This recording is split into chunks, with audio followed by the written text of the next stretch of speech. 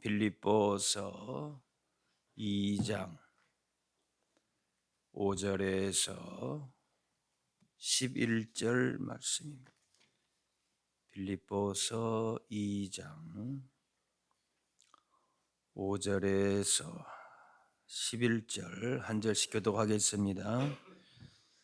너희 안에 이 마음을 품으라. 곧 그리스도 예수의 마음이니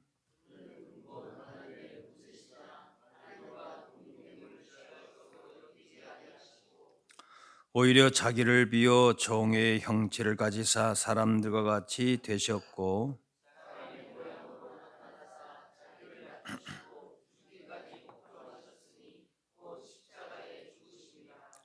이름으로 하나님이 그를 지극히 높여 모든 이름 위에 뛰어난 이름을 주사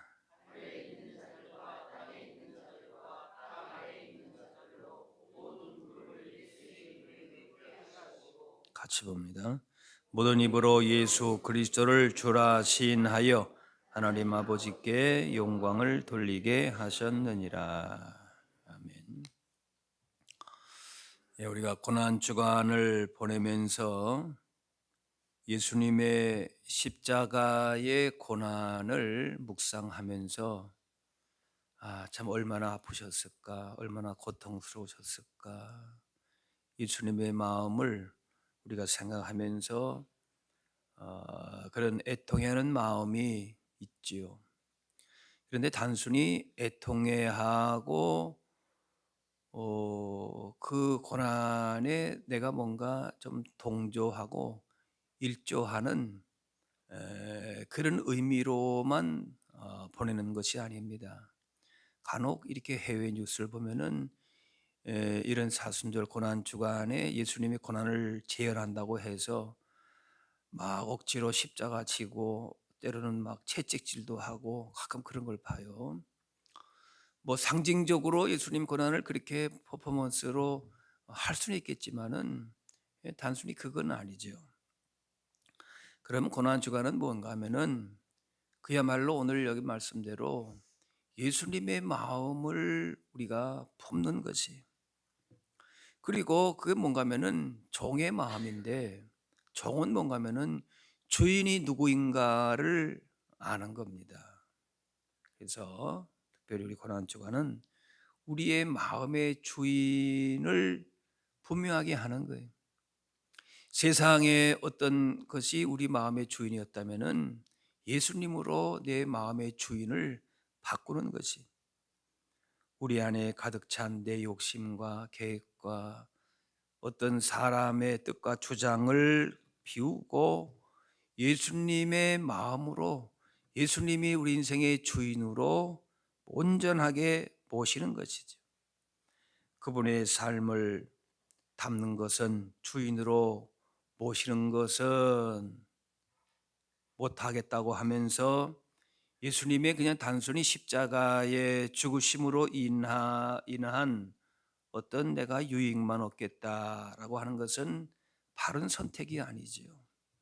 먼저가 무엇이 먼저 중요한가라는 거예요.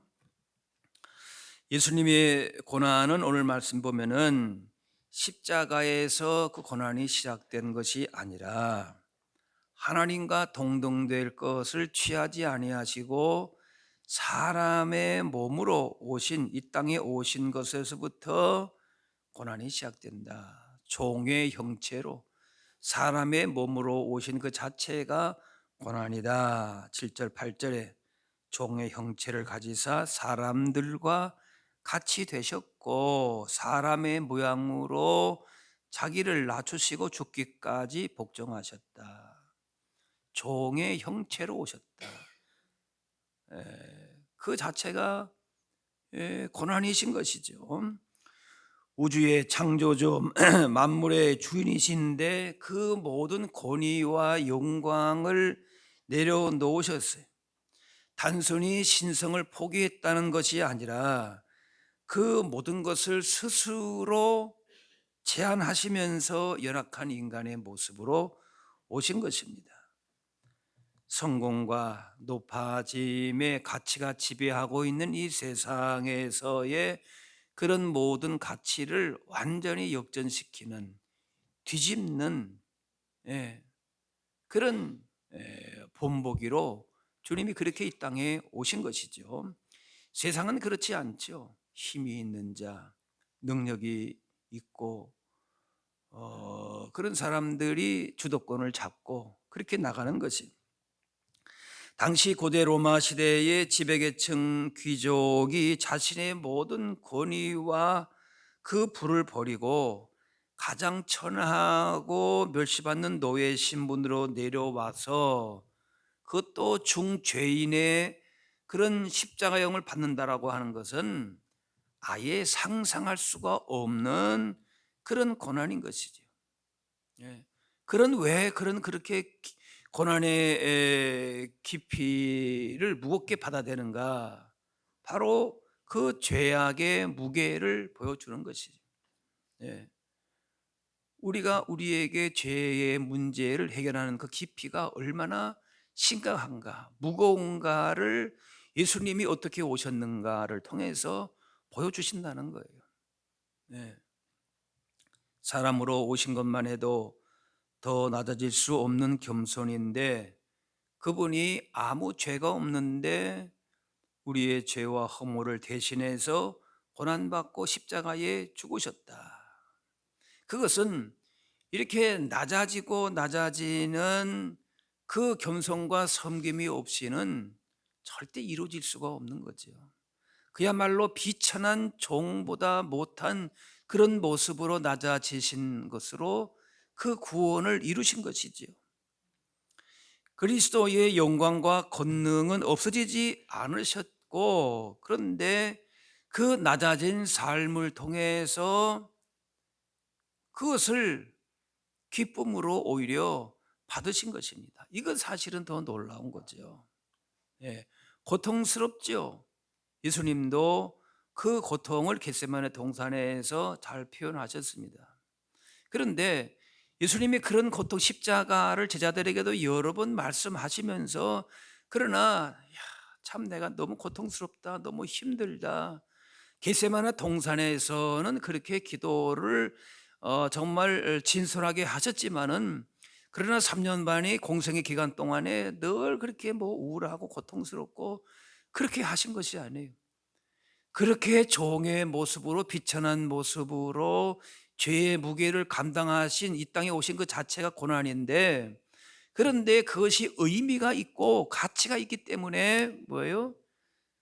영광스럽게 그 일들을 기쁨으로 감당하신 것이죠. 예. 그 가치를, 그 의미를 아신 거지. 아우, 내가 교회만 아니면은, 이 자리 이거 이렇게만 아니면은 세상에서 그래도 나를 알아주고 어 그래도 내가 뭔가 힘이 있는데, 여기 교회 와서 오히려 더 믿는다는 것 때문에 힘들고 내가 왜 이런 대접을 받아야 되나, 그런 생각이 들 수도 있지요. 그런데 그것이 오히려 뭔가 하면 영광스럽다, 귀하다, 오히려 복되다. 예수님의 십자가와 그 종의 모습으로 살아간다는 것이, 그렇게 부르신 그 자체가, 예, 그것이 귀하다는 거예요. 예. 우리가 그거를, 그 패러다임이 역설의 패러다임, 우리 그 역설적으로 우리가 그걸 받아들이지 않으면은 이해가 안 되는 거죠. 어떻게 하나님 영광과 그런 존귀를 받아야 될 분인데, 세상 논리와 가치로도 이해가 전혀 안 되는 그런 모습으로 이 땅에 왜 오셔야 되는가? 그런데 그런 모습으로 우리도 따라 살아라고 말씀하시는가? 하나하나 이성적으로 따져보면은, 이성적인 논리로 우리가 이해될 게 하나도 없어요. 네. 그런데 그렇게 무소부재, 무쇠불능하신 하나님이 인간으로 경험되는 그 모든 걸 다 느끼시면서 제한된 육체 속에서 자신을 그렇게 가두셨다는 거예요. 다스리는 왕으로서 오셨지만 그 왕으로 행세하신 것이 아니라 섬기는 종으로 그 자체로 오신 것이 그것이고, 그리고 죽기까지 복종하신 것이, 힘의 권세가 있으셨지만은 그런데 그 힘을 세상적인 방법으로 결코 사용하지 않으셨다라는 겁니다. 우리가 예수님이 아니시면은, 예수님이 우리의 구원자, 인생의 주인이신 것을 우리가 온전하게 받아들이지 않는다면은 우리의 이성으로서는, 우리의 본성으로서는 그게 이해가 안 되는 거예요. 예, 이해가 안 되는 거예요. 그렇게 또 행할 수도 없는 거죠. 인자가 온 것은 섬김 받으려 함이 아니라 섬기려 하고 자기의 목숨을 많은 사람의 대속물로 주려 했다. 우리가 다른 거 말할 거 없어요. 예수님이 이 땅에 오신 그 삶에 어떻게 사셨나, 우리가 예수님이 우리의 구원주시러 오셨다. 예. 그래서 우리가 그 구원만 받으면 된다. 물론 그것도 우리에게 주어진 놀라운 복이지요. 그게 복음의 핵심일 수는 있습니다. 그런데 예수님께서 이 땅에 오셔서 어떻게 사셨나, 거기에는 아예 관심이 없고 그냥 예수 믿고 천국만 가면 된다? 그게 우리의 신앙의 전부이냐? 아니라는 거예요. 예수님께서 이 땅에 오셔서 어떻게 3년만 땅에 오셔서 내가 이 땅에 온 목적이, 내 삶의 정신이 이것이다라는 것을 전혀 모르고 살아간다? 그건 제대로 구원받은 하나님의 사람이 아니라는, 이 땅에 오셔서 어떻게 사셨는가를 알게 하시도록 그렇게 우리에게 친히 교훈하시고 삶으로 보여주시고, 너희도 이렇게 나를 따라오너라 라고 하셔서 그렇게 말씀하신 거예요. 근데 어떻게 오셨나? 삶의 정신이 뭔가 다르게 말할 것도 없어요. 뭐예요? 섬기러 오셨다.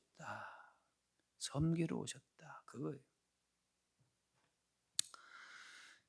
예수님이 십자가의 희생으로 영생 얻은 사람은 예수님 마음 본받아서 희생, 섬김, 순종의 삶이 있는 것이 당연한 것이.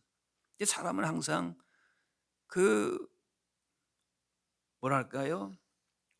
그 보상을 받고 싶어 하는 그런 심리가 있습니다. 내가 이 정도 신앙생활하고 이 정도 직분 받고 헌신했고, 그런 뭔가 이렇게 기대하는 마음이 있어요. 예. 그런데 이만큼 했으니까 내가 이렇게 대접받아야지라고 하는, 내가 섬김을 받아야 되는 위치로 딱 서게 되는 순간에 그때 넘어지는, 그때 시험에 드는 거예요. 우리가 예수님을 어떻게 따랐는데, 예수님의 삶의 정신이 십자가라는 말을 우리가 못에 박히도록 듣지 않았습니까? 그래서 그렇게 살아야지. 예. 그런데 어느 순간에 내가 그래도 이런 대접을 받고 이런 내가 섬김을 받아야 될 거 아닌가, 다 그런 마음이 있어요. 누구든지.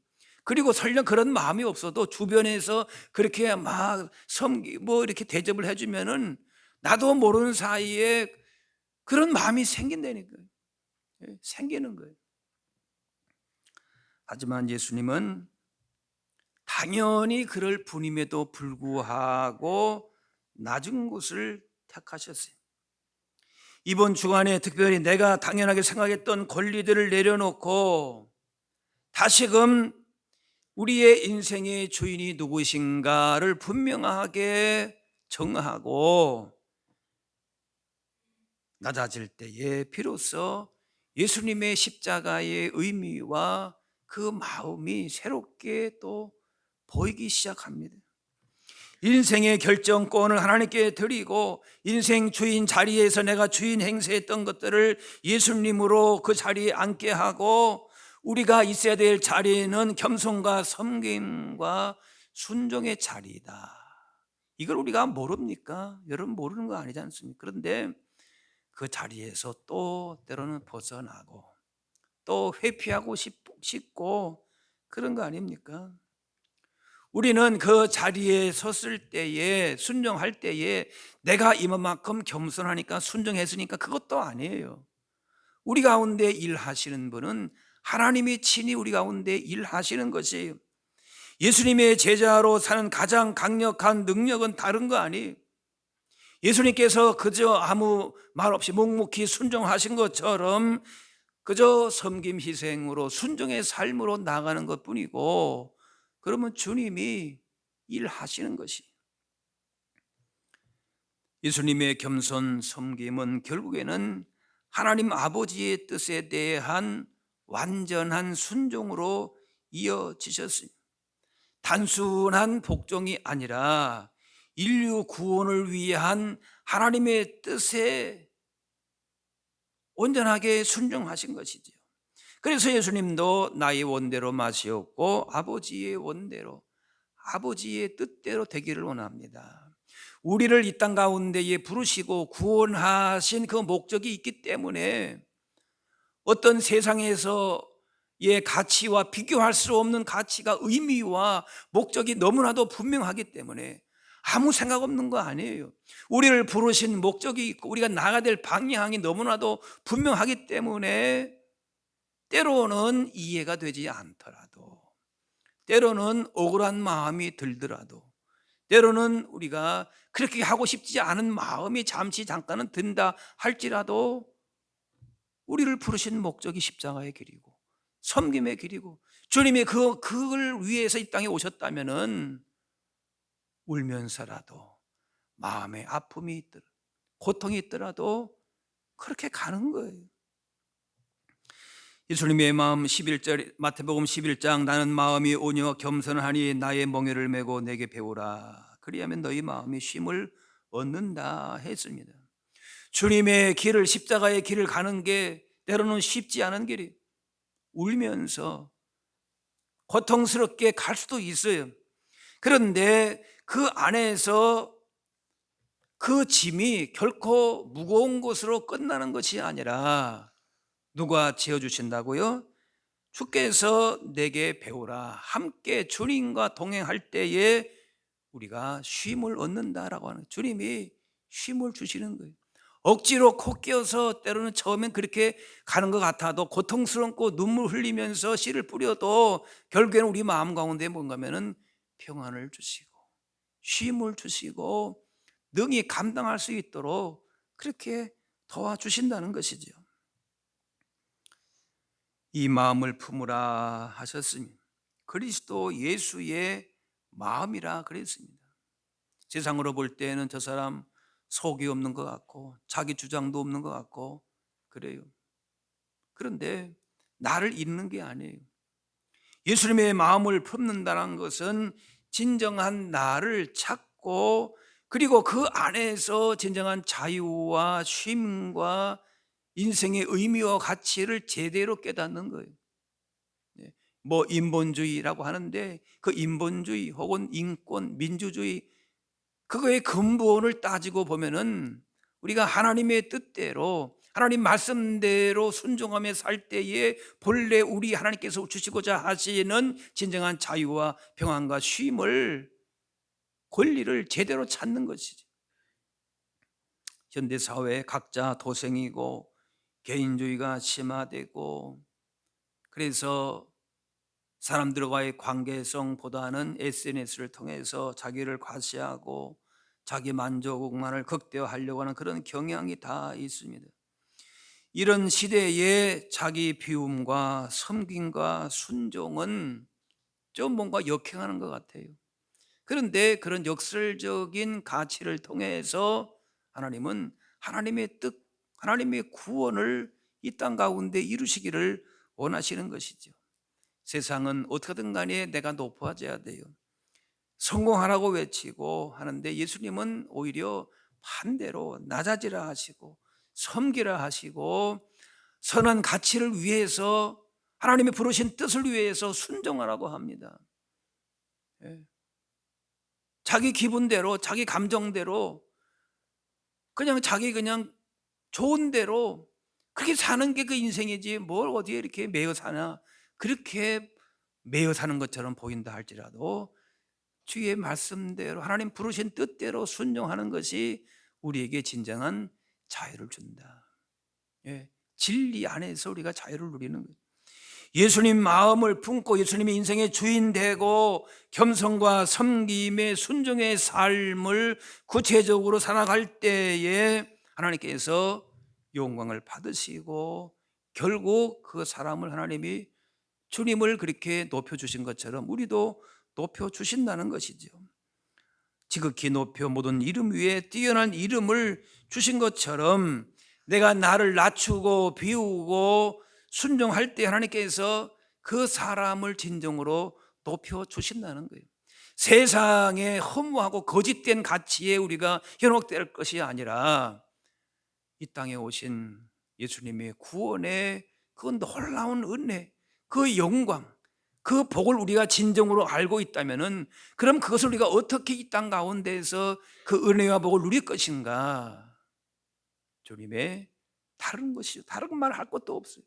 주님의 십자가의 삶이고 섬김의 삶이고 예수님의 마음이다라고 하는 그 희생의 마음, 그 섬김의 마음을 죽기까지 복종하신 그 십자가의 길이 우리가 가야 할 길이고 우리가 실천하고 순종해야 될 길임을 알고 고난주간을 통하여서 분명하게 우리가 예수님 마음을 품게 하시고 내 인생의 주인이 그 어떤 다른 것이 아니라 예수님의 그 마음, 인생의 주인이 예수님을 통하여서 주시는 그 십자가의 길을 통한 진정한 승리와 영광과 복을 받아 누리게 하여 주옵소서. 마음속에 기도하실 수 있기를 바랍니다. 장영갑 임미자 성도님 감사의 물 드렸습니다. 기도하겠습니다. 사랑의 아버지 하나님, 주께서 가신 그 십자가의 길을 주님의 그 마음을 다시금 새기게 하시니 감사합니다. 이번 한 주간 주님을 믿고 따라가는 그 십자가의 길이 때로 험하고 힘들지라도 그 안에 참된 생명이 있고 평안이 있고 복이 있고 영광이 있음을 알아서 예수님 십자가의 그 순종의 길로 걸어갈 수 있게 하여 주옵소서. 세상의 가치대로 세상에 흘러가는 대로 내 생각대로만 살면서 여전히 불순종의 자리에 머물 것이 아니라 이 땅에 오신 예수님의 삶의 정신, 겸손과 순종 섬김을 본받아 주님의 그 놀라운 사랑과 그 희생의 십자가의 은혜를 증거하는 복된 인생 걸음들 다 되게 하여 주옵소서. 감사드리며 예수님의 이름으로 기도하옵나이다.